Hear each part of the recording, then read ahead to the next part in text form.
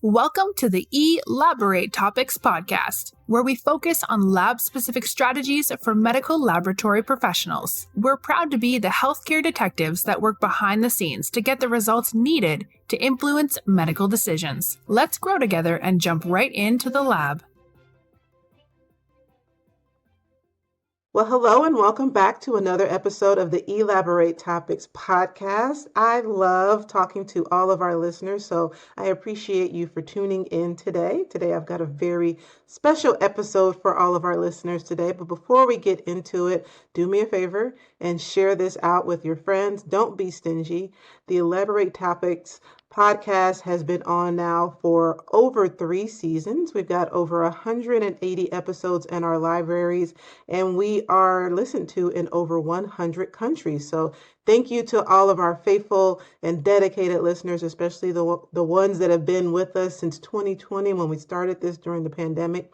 We appreciate all of you for listening, and that's why today we have constructed a very timely, important, and significant podcast for you today. Today I'm joined in the studio with my guest and my friend to the show, Miss Annamari Dietrichson. Absolutely.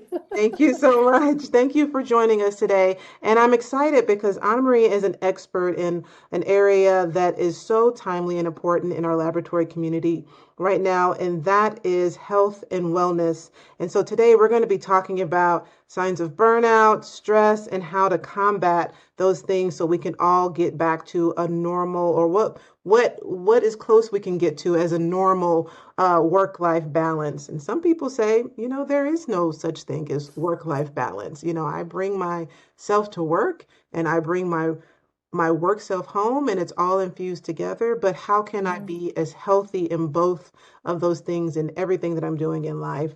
And so before I get too deep into it, I'm going to pause. Thank you for being here again, Miss Annamari. And I'm going to let Annamari tell our listeners about herself and her journey and give us a little bit of insight into who she is. Oh, thank you, Stephanie. It is such an honor to be on this podcast. The lab professionals, man, we cannot live without you guys in our hospitals and in our health system. We thank you for all the work that you do.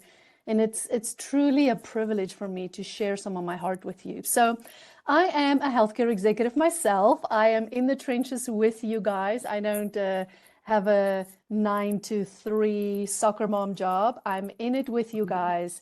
I'm actually a vice president of the patient experience for a large health system. But other than that, I'm also a functional medicine certified health coach, health and leadership coach, and a keynote speaker on the topic of burnout, specifically as it relates to the healthcare industry.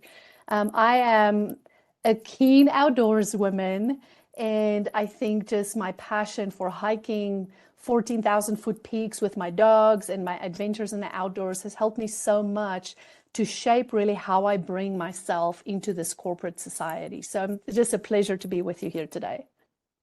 Thank you so much. And because you're an expert and because you have so much insight to offer us, I definitely just want to jump right on in and start out with talking about the current state of the laboratory medical profession, and more importantly, the current state of healthcare. And as you know, although we are years removed, just coming off of the heels of a pandemic where the laboratory professionals were the forefront of helping us move through that and getting testing going and getting everybody knowing what their COVID status of antigen and antibody and active infections are so that we can continue to move through that and get to some place of normalcy. It really took a really hard hit on an already, I would say, weakened infrastructure in laboratories. So many schools, programs have closed. Not many people go into this profession. The profession is already considered behind the scenes. And like I said, with such a weakened workforce, many individuals either retired or left, and those who stayed in have found themselves teetering with stress and burnout of working extra shifts, working short, trying to meet the demands of a very busy healthcare society with less of a workforce to do it with. And so, like I said, I think this is any topic where we can talk about the health and the wellness of the individual doing the work and making sure that laboratory professionals understand how to get to a state of wellness so they can be the best selves that they can in that work environment only ultimately helps patients and patient care and our overall healthcare system. So the first question I have for you, being an expert in this field, with the increased stress in laboratory and all the attention that needs to be there on wellness at work and preventing burnout. From your perspective and from the research you've done, the clients you've worked with, what is staff burnout? And, there is normal fatigue, normal exhaustion. I had a long week, it's been really busy. Those fluid things at work are natural, but where is that breaking point? The difference between natural exhaustion at work and I'm truly burnt out. Yeah, that is a great question. Burnout is a word that we've been kind of just throwing around for a very long time. And it wasn't until 2019 that the World Health Organization finally defined it. And they define it as occupational phenomenon that occurs because of unmanaged chronic workplace stress. And it really is a sliding scale. So I'm glad you brought out of what is the difference between full burnout and just being tired. Now think to yourself, I love the outdoors. I love to hike a mountain. When I am done hiking a 14,000 plus foot mountain in the Colorado Rockies, I am exhausted. I am tired. I'm ready for bed. But let me tell you, my heart is full. I am so energetic. My spirit is high. So that type of tired is not burnout because you're still engaged. You're still excited about life.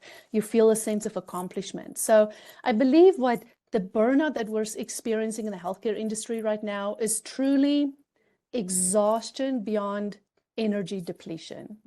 But it's an exhaustion with no hope, where you're just increasing negative feelings towards your job, towards your coworkers. You just don't feel like professionally what you're doing is making a difference. And that is truly where that downward spiral starts. But I do want to say, as we talk about this, in healthcare, we're programmed to have it all together and everything is fine on the outside. And you have to have the smile on your face and this executive presence if you want to be promoted or anything like that. And then all this turmoil is happening on the inside.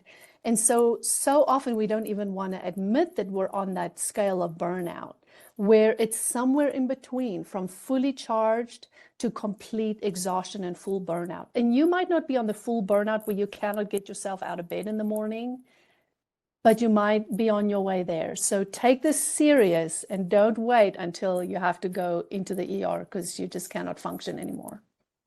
I love that you said that it is an unmanaged workplace stress, that it's beyond with no hope.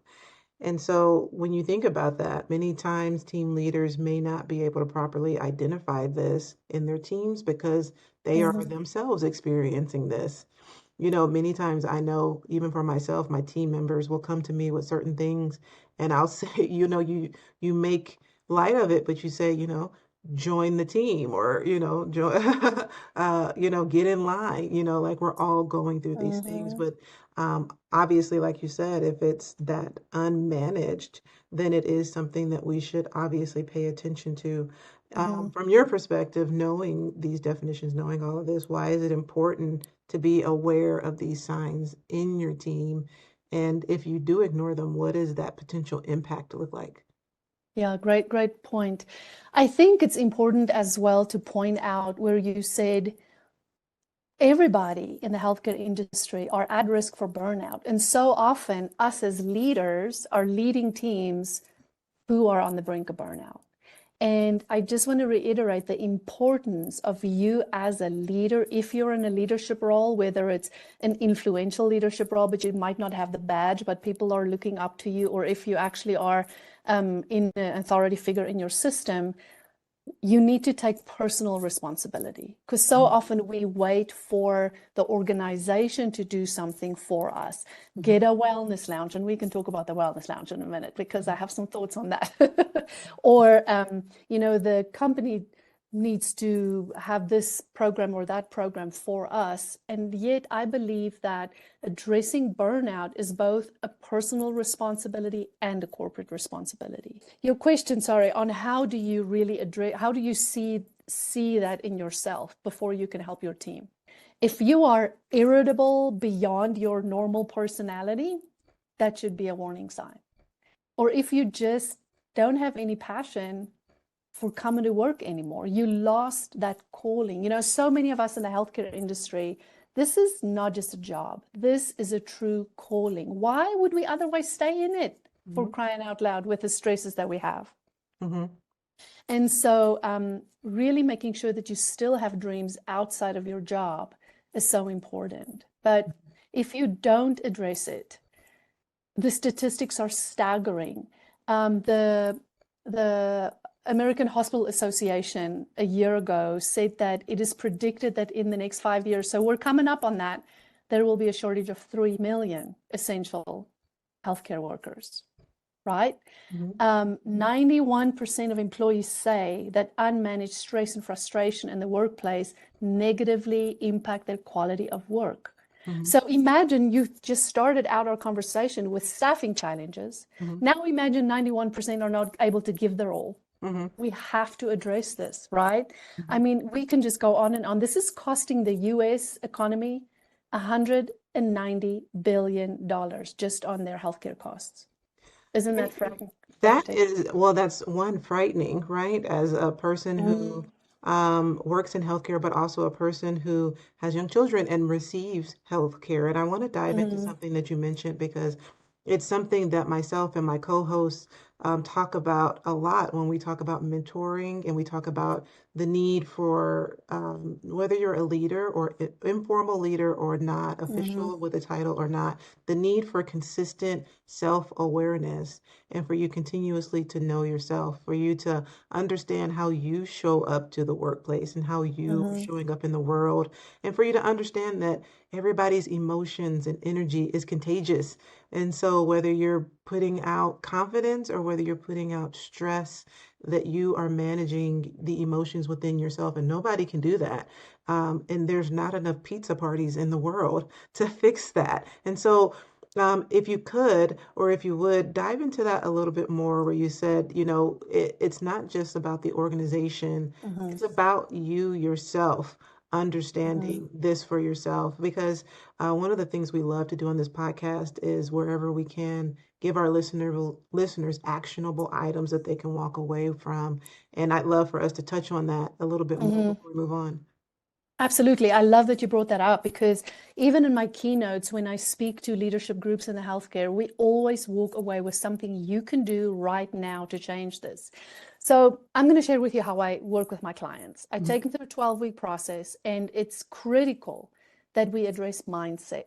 Because if you keep being stuck in the story you're telling yourself of, we're understaffed, we're overworked, everybody's exhausted, I don't have time, all these negative things, even though some of it might be reality, you are spinning your wheels and you're spending energy on things that absolutely do not matter and will not get you results, right? And so we start working on mindset first of all. And I'll share you my steps on how to just immediately change some of the way you think in just a minute. But I want to just give you the big picture. So we work on mindset, then we work on boundaries. Boundaries are critical. And oftentimes it is not the organization that needs to set a better boundary. It's you need to set a better boundary. Because sometimes we think, well, my workload is unmanageable and that's my organization's fault. But where is it that you allow that creep in your boundaries, where you are willing to work for an extra 3 hours on a Friday afternoon when you're exempt, when really you don't have to? Someone else could maybe do it, or you could just say, sorry, my boss, but this is not as important as you might think it is.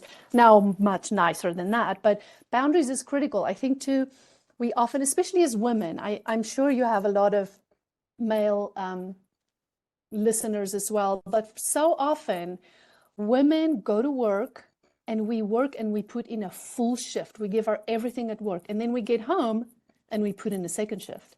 Because now we have to do the dishes, now we have to cook the meals, now we have to take care of the children and the husband and the family and the cousins and everybody else.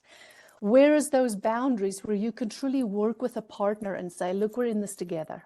Mm-hmm. What duties can you take off my shoulders? And I work with my clients around that so that they could have some more rest at home in that personal sense too. Then healthy habits. The reason stress is out of control is because your cortisol is in overdrive. And that is not a natural state to be in. Your cortisol is supposed to wax and wane and flex. Now, cortisol gets such a bad rap, and it's not cortisol's fault. You know, you're a clinician. We need cortisol to wake up in the morning. We need cortisol to literally save our lives when it's necessary. But the problem is when we're in this chronic elevated stress, that cortisol never goes down. So how can you do healthy habits with sleep? Number one, optimize your sleep and get a good 7 to 9 hours sleep per night. I know some of you are falling off your chairs right now, but that is what you need to function optimally. Nutrition. It's amazing to me how much stress we put on our bodies by eating junk food. And you don't need more stress. Your body doesn't know the stress that comes from eating food that's not good for you versus stress of the presentations due versus stress from I have to run away from a saber-toothed tiger. Your body responds the same. So I think it's very critical, especially in stressful situations, to double down on healthy nutrition. And then movement. I don't like to call it exercise because some of us have real bad experience with exercise, but how can you move your body to metabolize some of those hormones and to get some of those real good calming hormones going in your body? So that is critical. That's what I work with my clients through, and we have a lot of success with it. But you asked me to give you tangible takeaways. Are you ready? Is it okay if I dig into it? Okay, good. These are not tangible. Oh my gosh, I'm already writing notes because I am that mom who feels like, it's not that I don't, and I have an amazing partner and I have an amazing husband, but I think Wonderful. for so many women, you just feel programmed like this is what I have to do. And I Yes. think one of the things that you probably work with these clients too, overachievers. And so Oh, I think absolutely. people Yeah. who are high performers, high achievers, I can't just high achieve in my professional life that spills over to, yeah, I have to be the best, Girl Scout, soccer Yep. mom, cheerleading mom, cookie mom, and I have to do all of these things because that it's just within me to be a high achiever. But where are those boundaries? I love when you said that, but keep going. My goodness, I'm writing Absolutely. notes. And we put it on ourselves, right? Society, your husband don't tell you have to be the best soccer mom and the best friend and the best all that. We put it on ourselves. And so how can we help our own mindset? So here's how you become the boss of your brain, okay? Because if you can manage your mind, you can do anything. So, okay, step one, notice what you're thinking. It's that simple. So often, Stephanie, we just the train left the station and there we go, spiraling down negative thoughts, and we don't even realize it. And we start to fall into that trap of victim mentality. Oh, my job is so much harder. I know everybody have 24 hours in their day, but that true soccer mom over there has so much more time on her hands. And how come and you get stuck in that victim mentality. So first of all, recognize what you are thinking. It starts with a thought. That thought creates an emotion. You cannot have an emotion unless you thought about something. Okay? The next thing, that emotion is going to make you do something. It's going to make you either become angry, slam the doors, yell at your husband, or drink a healthy smoothie, depending on that emotion that you feel based on the thought. And then that action will ultimately lead to a result. Now, think about it. Let's take a very simple example. We don't get to work from home like some other industries do. Right. So take this example of you are getting ready for work and you're in the car and your kids had a tantrum and now you're late for work and you're stuck in traffic. What is your thought? The circumstance is you are stuck in traffic. It is what it is. Whether you put a negative or a positive thought to it is 100% up to you.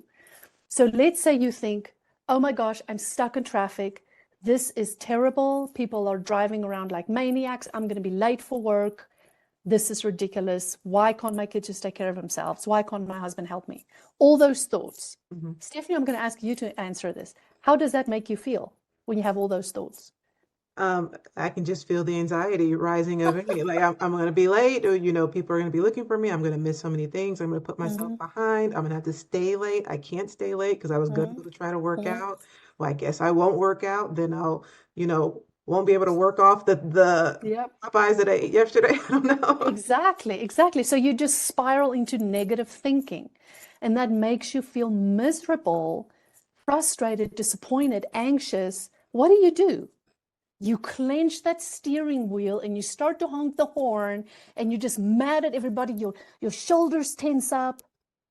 How are you going to show up at your first meeting? What is the result going to be?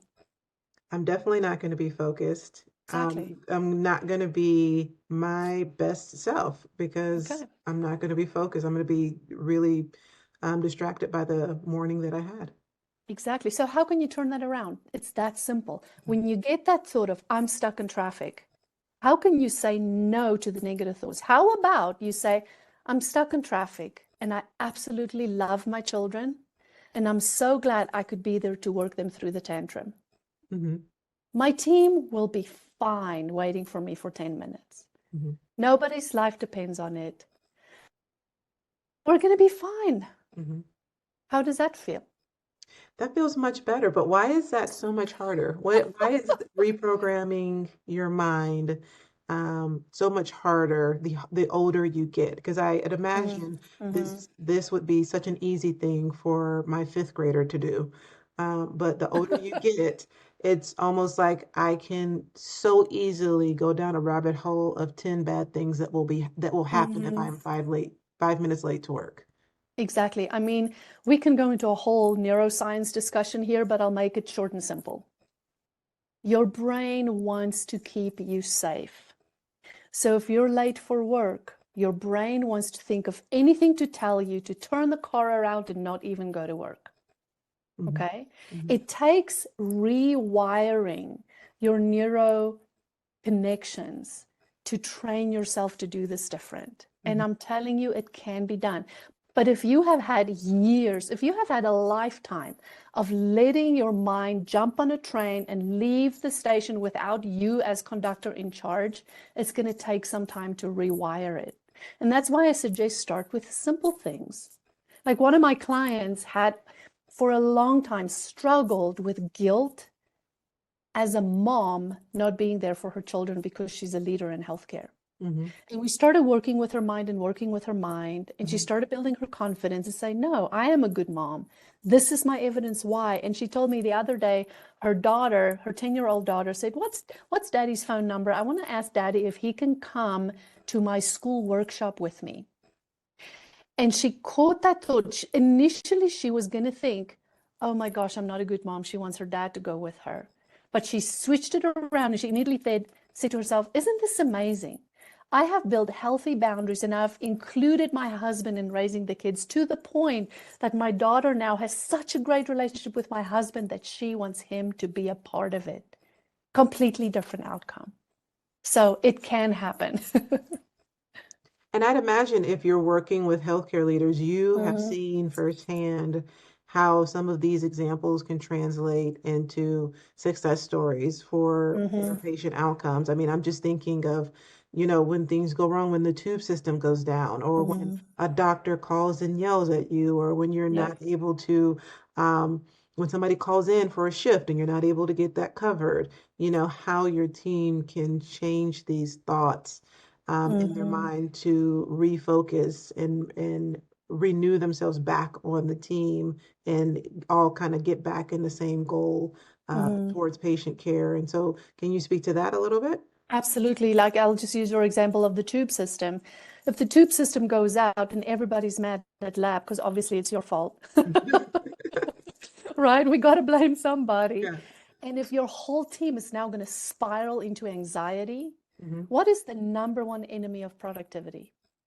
Stress. Yes, yeah, stress. So stress makes you not be productive. So now you have to fire on all cylinders in this crisis situation, but you've already spiraled out of control. So now you're even less likely to be able to have a good outcome. Mm-hmm. So imagine you as a leader can be so focused on this is the circumstance, can't do anything about it, tube systems down. Yeah. What can we think about it so we can have the outcome that we want and not the Mm-hmm. outcome that actually we don't want when we spiral into anxiety? Mm-hmm. And just step by step, you take that. It's critical. You can use this for every single situation. On what if emergency protocol go into place and we can't use our medical record and we have to go back to paper? Are we going to spin out into a frantic, or are we going to say, we've done this so many years, we can do it again. Come on, team, join the adventure. Mm-hmm. And we're going to hustle, we're going to work hard, but it's going to be fun and it's Mm-hmm. going to be productive and it's going to be engaging. You touched on it a little bit about, your work with your clients in your company, Annamari Health and Leadership Coach. How did that come about? Where did you obviously have the passion, but how did you turn that idea and that passion and you looking at healthcare holistically and from a bird's eye view and saying, there's a problem here and I can help fix it? Where did that come from? Absolutely. So for myself, I have actually only been in the healthcare industry for 10 years. I have done a bunch of nonprofit work, started a nonprofit in Hawaii working with people with disabilities, did community development and humanitarian work all over the world, in the slums of Thailand, villages of Africa, Philippines, you name it. And so when at 35-ish years, now you know how old I am, sorry people,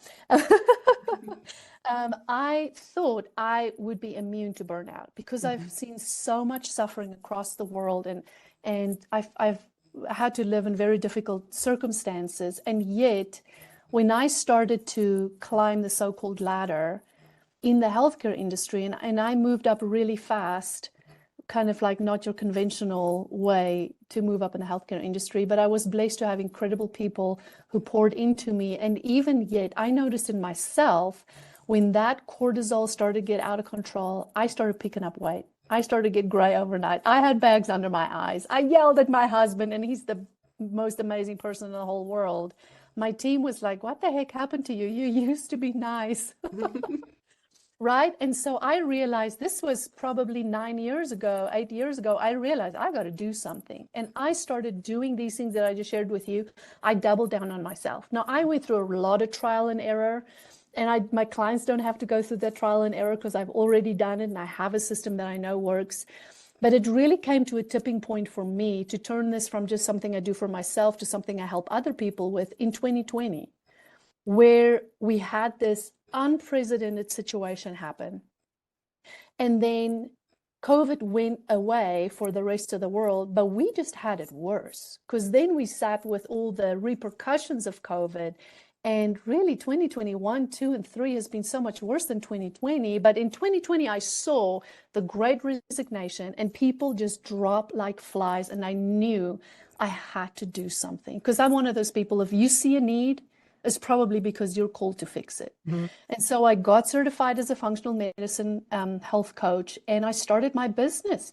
And I started offering this to leaders in the healthcare industry because that's truly my passion, to help the sustainability of this whole industry, and that we can do something about this 3 million essential worker shortage and be the best leaders we can be so our teams can be the best they can be.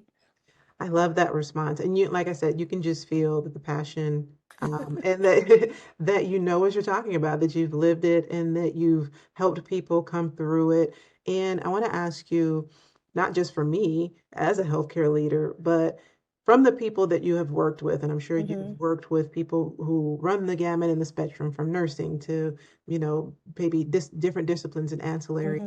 But we all at the root of it have the same issues, staffing, budget, middle management is so hard because you've got, your senior leaders above you and your staff that report to you underneath you, and you are literally in the middle trying to make both sides happy. From your perspective and just doing a summary of all of the people that you've worked with, What is one thing leaders should stop doing right now, and one thing that leaders should start doing right now? Number one, stop the victim mentality. I know this is hard. This is harder than it's ever been. But if you stay stuck as a victim, it will only get worse. And if that's what you want, then go for it, because you might as well quit your job right now. But stop the victim mentality. And it's sneaky. Stephanie, it is not as obvious. It comes in sneaky. I see it in myself. And I mean, you told me I'm the expert in this, but sometimes I see it in myself where I'm like, last night I just wanted to go home, sit on the couch, eat chocolate and drink wine, right? Because I'm like, oh my gosh, it was such a hard day. But catch yourself, because that is not going to get you the outcome you want. So I'd say start being intentional with achieving your goals. It's all about intentionality. Be vigilant and intentional to not let other people rule your life, but you take charge and you build the life you want, starting with your health. That is awesome advice, but one, you have to have goals, right? So for everybody out there, the first step, start developing goals. It's these burnout, stress, all of these things get so much better and so much easier when you create a vision for your future self. Exactly. And when you think about, when I think about the times that I've been the most energized, the most excited about my life, it's because I was working towards something. It's because I had a certification that I was working towards, or I was about to graduate with one of my master's degrees. I had a vision for my future self and I was working towards it. So if you're looking for a way to get excited and kind of get out of that spiral, create some goals and start working towards them. And like Annamari said, be intentional about that.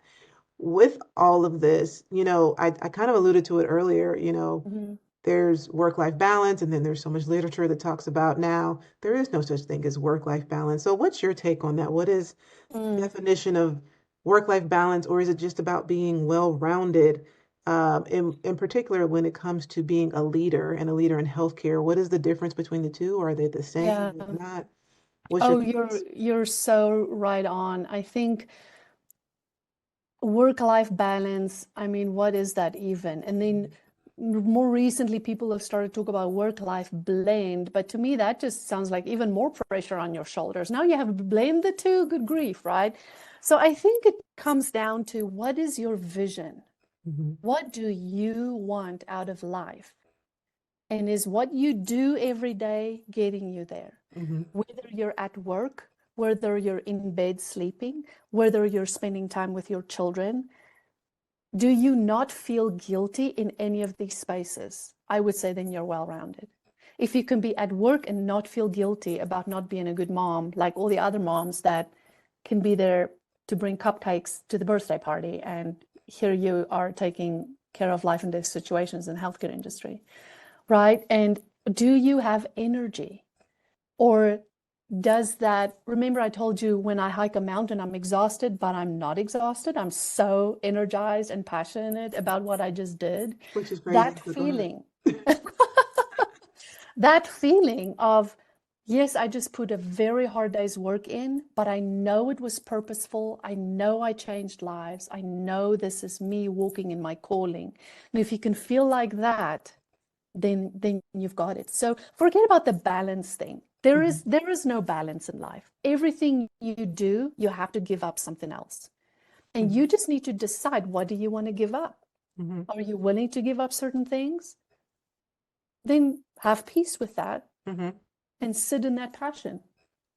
Yeah, I mean, I think there will be times in your lives, right, where you give a little bit more in your personal life, and there will be times where I have to, whatever, to come up with a project or to graduate with my degree, I have to give more in my professional life and my career. But like you said, as long as you can sit peacefully in those decisions at the end of the day, and you feel like you're not giving up too much on either side. I saw a really great quote on some social media outlet the other day that said the only people in your life that will remember those weekend texts and those weekend emails and those late night work calls are your children. Yes. So, which means that your boss and your staff are not going to remember those emails that you sent at 11 p.m., but your kids will, because you weren't, spending that time with them. You kind of alluded to it earlier in this episode about wellness rooms and things like that. But for leaders, what are some helpful initiatives that you could implement with your team to promote wellness within your and create that supportive culture? Absolutely. So I think what I was kind of joking about the wellness lounges is in 2020 I saw them pop up everywhere. Like everybody all of a sudden had a wellness lounge, and I'm thinking to myself, they're understaffed. How are they going to have time to go down to the wellness lounge? And guess what? For most, not all, and I know it was well intentioned, but they're not being used. Those gyms that were opened up are not being used, because when we're done with work, we want to be done with work. And you don't want to take 10 minutes to go sit in a massage chair when you know your coworker is going to have to hustle twice as much to make space for you to go to the wellness lounge. So there's got to be something else. So here's my take on it. We have to align incentives to promote wellness and health in the workplace. What I mean by that is, if you are a leader, an executive leader of mid-management, do not reward people for sending emails on the weekends. So, for example, I have heard senior leaders commend leaders who are working from home when they're dead sick with COVID. Wow. Oh, her work ethic is impeccable. She's even on her computer when she's home with COVID. I'm like, don't incentivize that. Don't make that be the standard.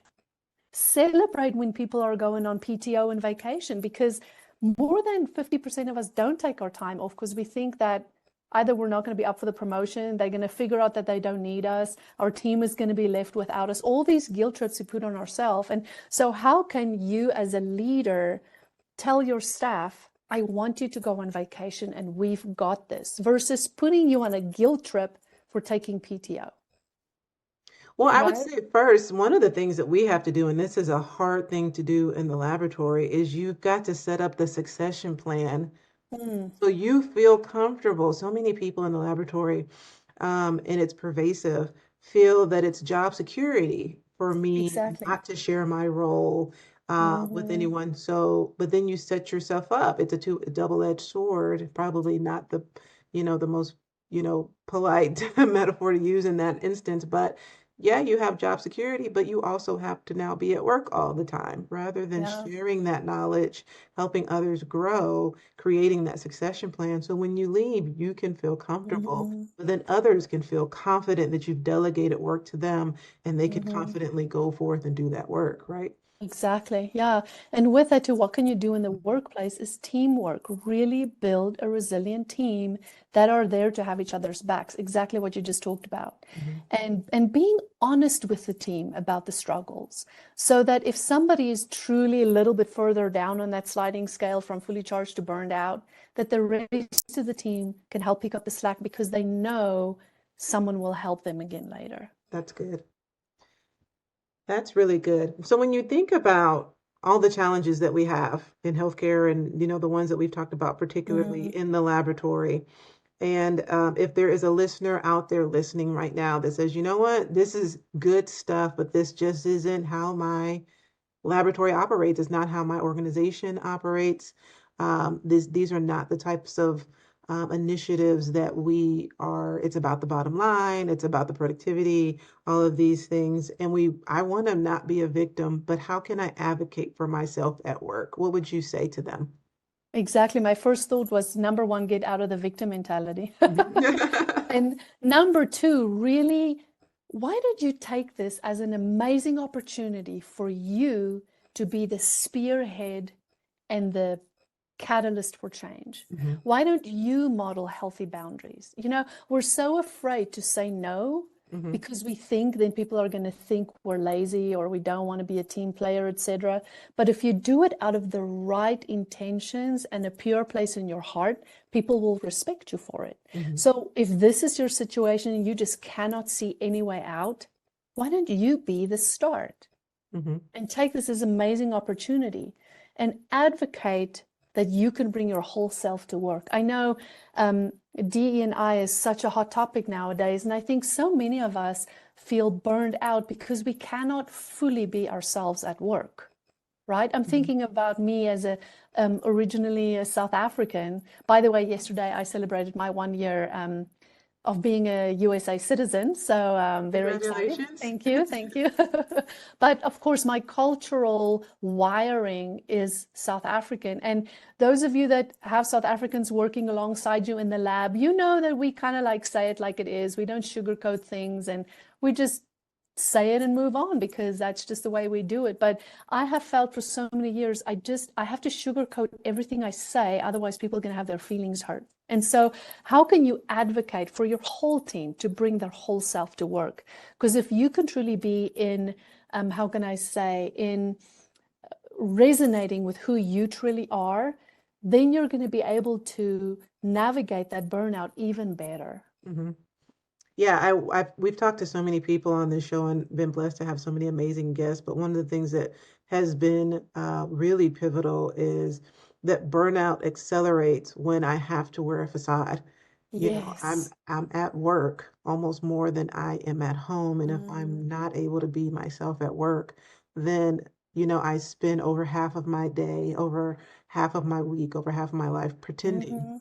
That Yep, weighs yep. even more on you than the continued work and stress and burnout from that already comes from the job. So you're right. You know, when I can bring my original self to work and people value who I am and value my contributions just as I am, no matter who I am or what that person is, then I feel more comfortable. The team feels more comfortable. They get more out of me. We get more productivity. Ultimately, we're all in healthcare, so the patient benefits from all of Absolutely. this. This has been great. I want to ask you, you know, you seem to, like you said, you got your certification early on, and you obviously know so much about this topic, growth being intentional. You know, what do you do for your own personal and professional growth, particularly around this topic? Absolutely. So number one, I have a coach. Just because I'm a health and leadership coach doesn't mean I don't need coaching myself. So I highly recommend for everybody to have some kind of coach, mentor, someone that can really pour into you and help you see your own blind sides. That truly is what helps for me. And I am not very good at reading like letters on a page. That puts me to sleep. So I listen. I listen so much to books, to podcasts, to educational material, articles, all those things to make sure my brain stays on top of it. And oftentimes when you can choose to read things that are reality that might be very depressing in the moment, but you can also choose to read things of people who are innovative and are seeing it completely different that can inspire you and help you grow. And then thirdly, I would say I put myself in rooms with people who support me and are way smarter than I am. So that could be in a webinar, in a coaching cohort, in a small group, wherever that is, where I don't have to be the expert. I sit at their feet and learn. That's what I do. And when we, like I said before in this podcast, we love to give our guests advice that they could walk away from. And I know that you've got at least 2 to 3 confident things you can tell our listeners about how to achieve their goals, how to show up as their best selves at their jobs. So is there 2 to 3 things, maybe some of the podcasts or books that you enjoy that you can leave our guests with to help them, you know, go out and achieve more on and off of the bench and inside and outside of the laboratory? I would say number one, stay motivated and inspired. Like influencers, I would highly recommend follow them wherever you want to follow them because they're everywhere. Mel Robbins and Simon Sinek, two people that I follow that I get so much out of. Oh, I love Mel. Oh yeah, totally. The 5-second rule.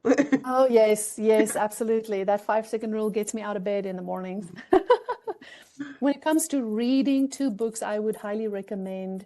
One is Impact Players from Liz Wiseman. We recently did that as a book study in our whole division in my health system here. Very good practical ways to stay out of victim mentality and bring impact to the work, which is also going to help you move further away from burnout.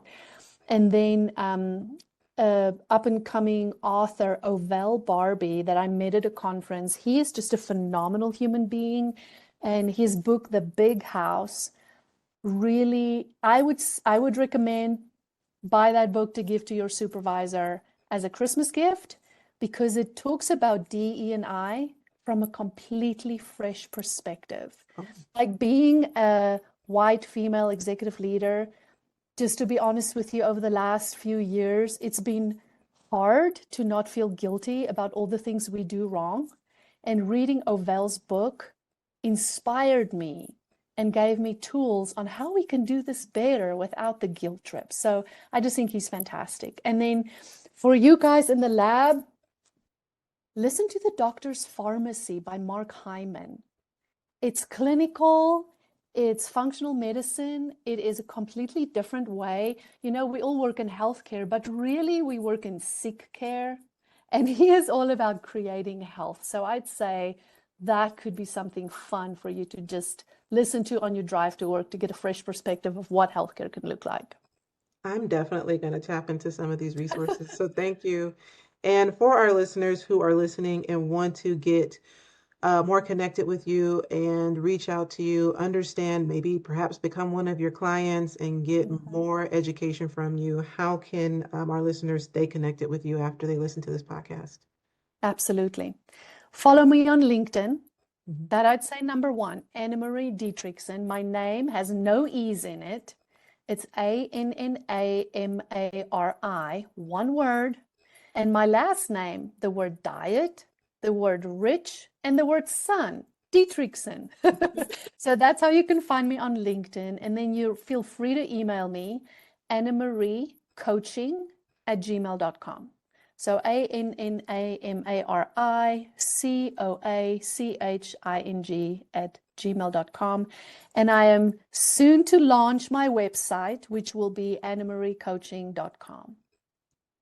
Thank you so much for coming and being on the show today. I think for myself, I've wrote a ton of notes, and I'm sure our listeners will want to go back and re-listen to this a couple of different times. I do want to ask you, and I ask many people this, and this is actually how you and I connected through a colleague that we have similarly that I interviewed twice for this show, Mindy Spiegel.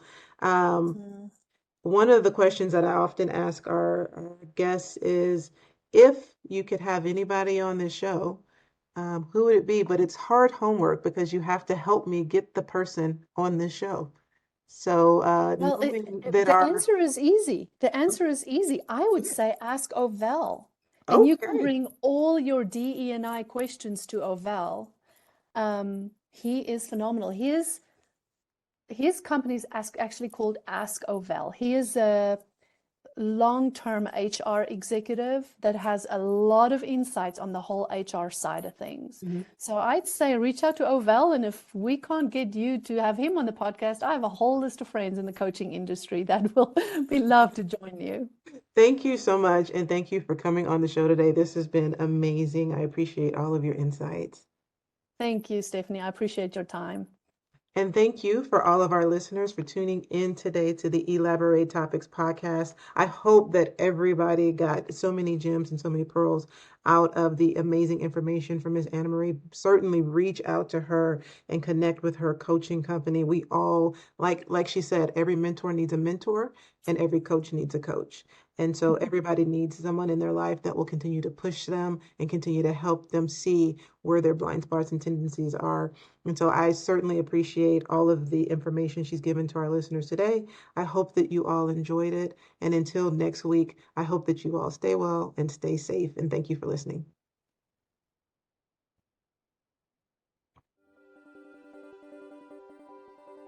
Thank you for tuning in to another episode of Elaborate Topics, where your hosts discussed relevant strategies for laboratory professionals. Please subscribe to this podcast on your favorite podcast platform and listen to us on directimpactbroadcasting.com. Stay tuned for another episode with information you can use to excel in your laboratory career.